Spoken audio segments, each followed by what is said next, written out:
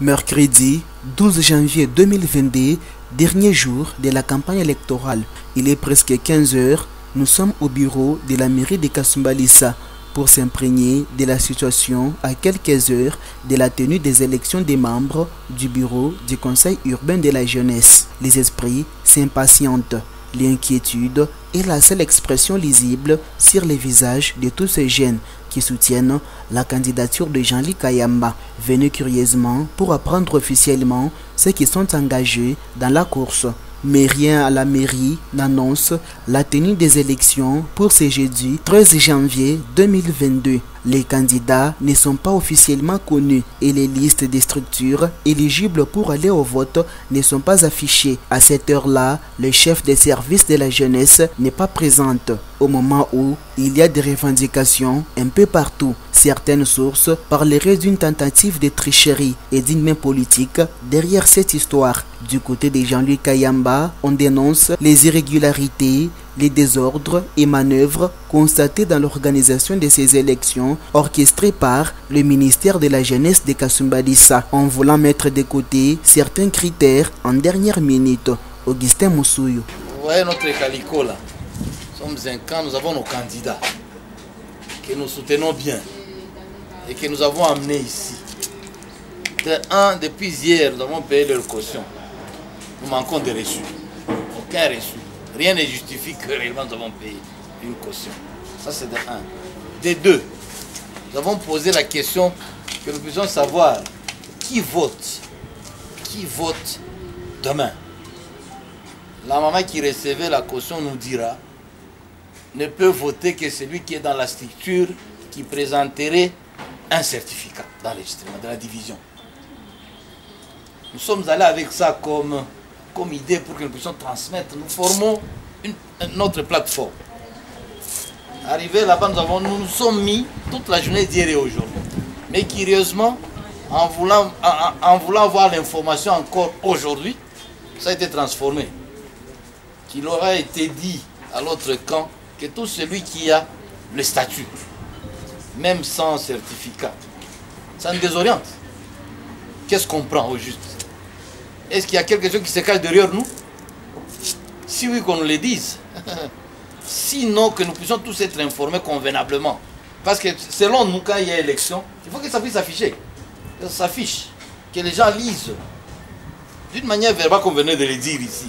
On dit aujourd'hui à celui-ci ceci, demain on dit à l'autre cela. Nous sommes déséquilibrés. D'autres aussi doutent de l'âge que pourrait avoir Jean-Luc Kayamba. Après quelques coups de fil, la responsable du service de la jeunesse arrive à la mairie. Quelques minutes plus tôt, Emma Vikenda effectue aussi son arrivée. Cette fois-ci, toutes les parties prenantes sont sur les lieux. Ayant reçu les doléances des uns et des autres, le maire de la ville, Maître André Kapampa, se confie alors à la foule et annonce le report des élections à une date ultérieure, dans les soucis de régulariser les processus. Irrégularité. Sur base de votre dénonciation, je venais de saisir ma hiérarchie et j'ai obtenu de la hiérarchie un report. Les élections sont donc reportées à une date ultérieure. Quelles sont les raisons que j'avance? C'est pour avoir un large consensus de ce qui est acceptable comme critère. On ne va pas coucher mon critère à Tamoya.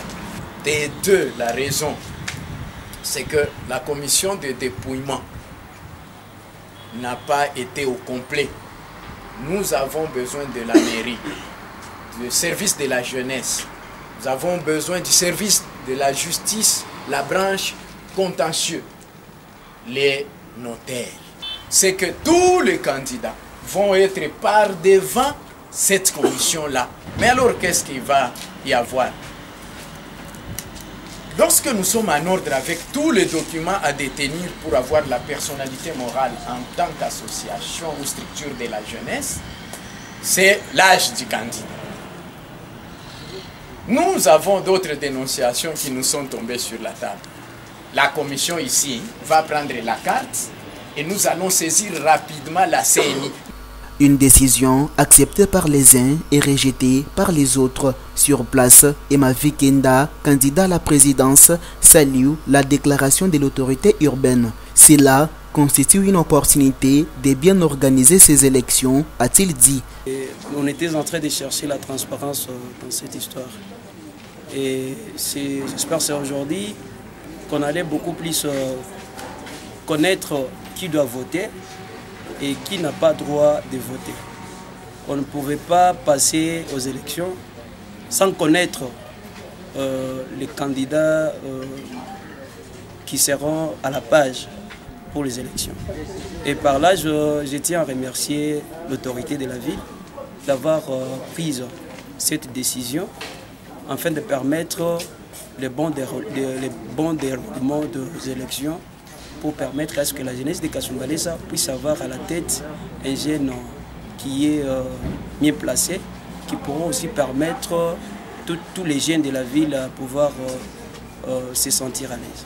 Alors que pour Jean-Louis Kayamba, la décision du maire de la ville n'est pas la bienvenue et les raisons avancées ne tiennent pas debout. C'est étonnant parce que le programme est venu de la mairie, fixant qu'aujourd'hui on devrait déjà être en danse avec la campagne électorale. Nous avons engagé des moyens pour la campagne. Vous voyez derrière, c'est une fanfare, c'est des gens, des structures qui nous accompagnent dans la campagne électorale parce qu'ils veulent bien que la jeunesse soit organisée.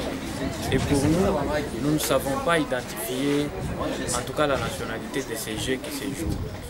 Parce qu'en fait, on ne peut pas, à quelques heures des élections, s'improviser pour tout reporter et ça nous donner des précisions. Aujourd'hui, ce qui nous a amené ici au bureau, c'était question de savoir qui sont électeurs et qui sont candidats.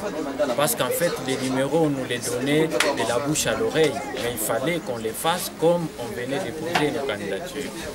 Et donc, on ne comprend pas finalement d'où ces vents est venu. Ces jeux-là, bon, depuis le début du processus, nous dénonçons toujours la main noire. Eh bien, c'est l'occasion pour nous de comprendre finalement ce qu'il y a. Valable.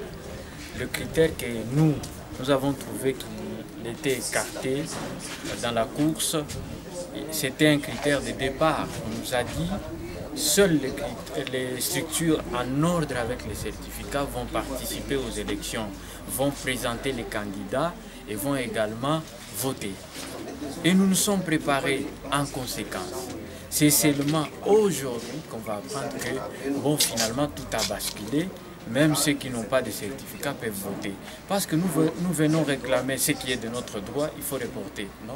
Revenant sur la question de son âge, qui est doutée par certains, voici donc sa réponse. Il y en a qui crient des critères improvisés, comme l'âge et tout. Bon, finalement, qui est celui qui est spécialiste en identification d'âge de chaque candidat? Bon, je suis là, j'ai fait mes études ici, tout le monde me connaît. Donc, ici, j'ai mes soeurs ici et c'est vérifiable. J'ai les critères, je réponds aux critères. Il s'y a de signaler que depuis le début de ce processus jusqu'à ce report, il n'y a jamais eu un calendrier électoral, mais tout se passe sur base des communiqués de la mairie. Tout d'abord, les élections ont été prévues pour le mardi 11 janvier 2022, puis renvoyées au jeudi 13 janvier 2022 et aujourd'hui reportées à une date ultérieure, alors que dans un camp comme dans l'autre, les dépenses sont enregistrées.